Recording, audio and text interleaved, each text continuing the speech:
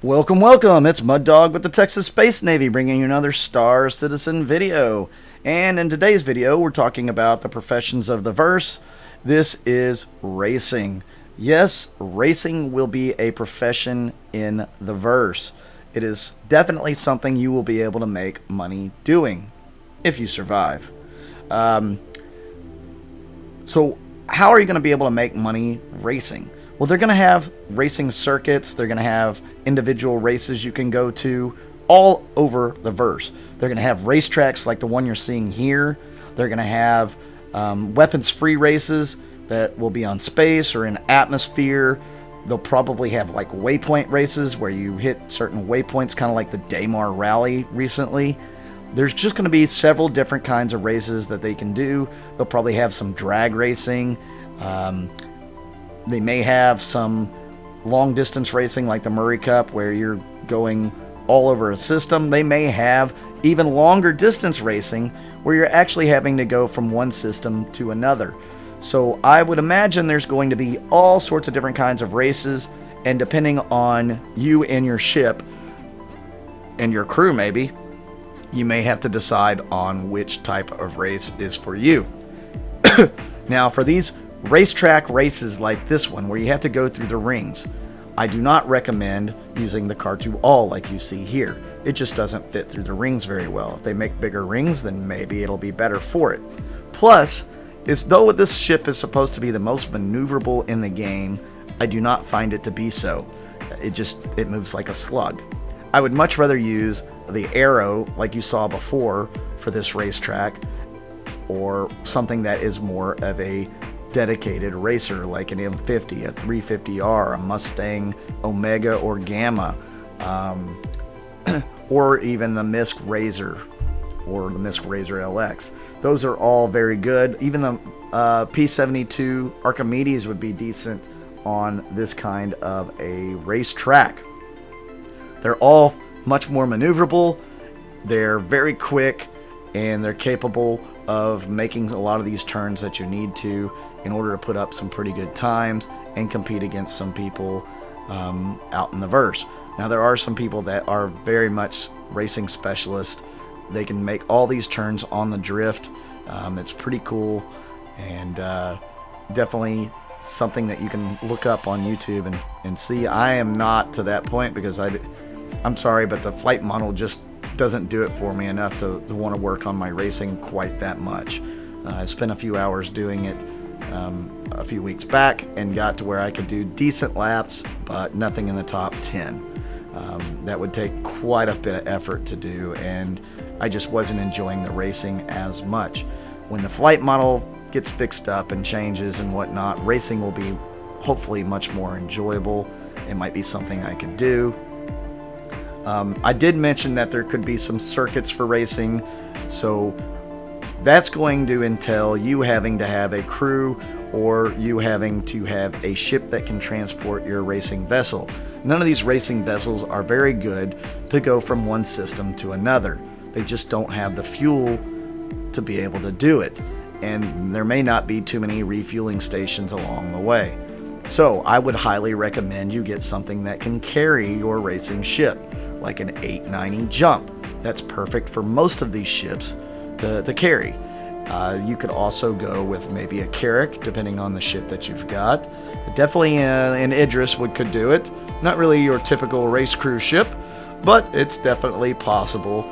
Endeavor with the hangar module would probably be another good one. The Polaris, when it gets in game, could be a good one. And the Constellation series, especially the Phoenix, would be fantastic if you're using a P72 in your races. One of the things that could make racing very interesting is the ability to upgrade your components. There are competition components out there in the game right now that are supposed to be more for your racing or overclocking type mechanics. The Endeavor will be able to overclock all sorts of components as well when it's in the game, and it has the module that's going to allow it to do that. So I would recommend that you invest heavily in upgrading components if you want to become a full-time racer or a decently competitive racer. That's just something you're going to want to do. And carrying it in a ship that's capable of carrying your racer to another place. You're probably going to want more than one racing ship as well, as these things can be kind of flimsy and break up on you, and you may want to get back in the race with a secondary ship. Just a thought. There are other types of races that I mentioned. There could be drag racing, which something like the Drake Herald, the Data Runner, could be excellent at, because it's got those two powerful engines on the back. Got a huge top speed, the highest top speed in the game at 1361, which also makes it possible to be a very good endurance racer. It is intended to make those long jaunts across the system at high speed so that it can deliver the data or messages or whatever where it needs to go. So the Drake Herald could be an unsung hero in a drag race or a long distance endurance race, just because of its high top speed. Other ships that might be good in a drag race are the Misk Razor, as it's got some pretty good top speed, second only to the Herald, and it's got some decent acceleration. The 350R could be pretty decent as well. The 350R may be better at the long distance endurance races, because it has a bed in the back. You could just set that thing on cruise at 1350 or whatever and just let the thing go.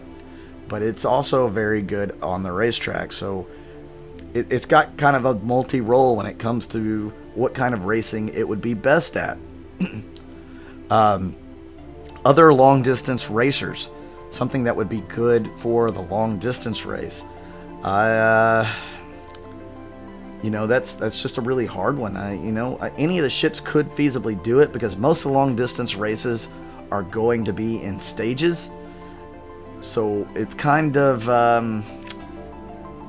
you could probably get away with just about any ship that's got an okay fuel capacity or fuel scoops to scoop up the hydrogen fuel once you get up to speed. If you're talking like a Le Mans type race, I think you're going to want a crew of 2. And you're going to want to use something like a 350R or a Herald, something that has a bed in it, so one person can sleep while the other person flies.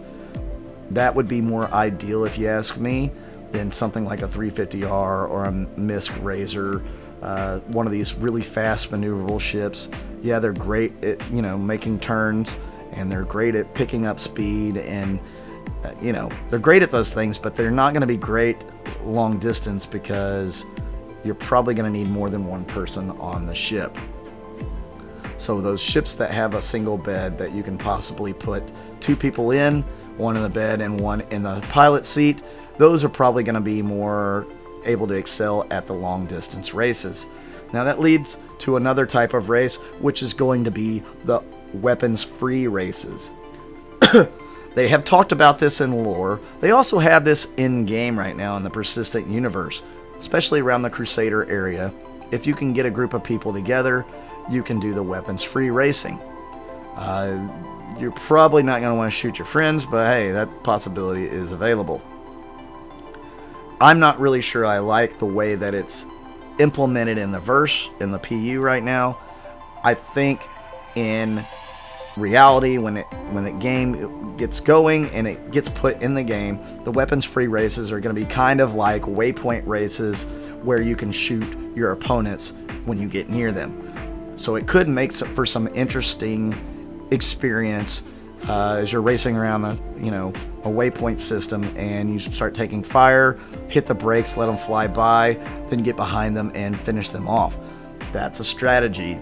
That's something that you're not going to want to do in a straight line race or one of the ring gate races, because you don't want anybody to get in front of you. But if you've got weapons free, you may want to take the Buccaneer or the Arrow and open up on those guys when they get in front of you. It opens up a very wide possibility for what ships you're going to want to use for racing when you have weapons free.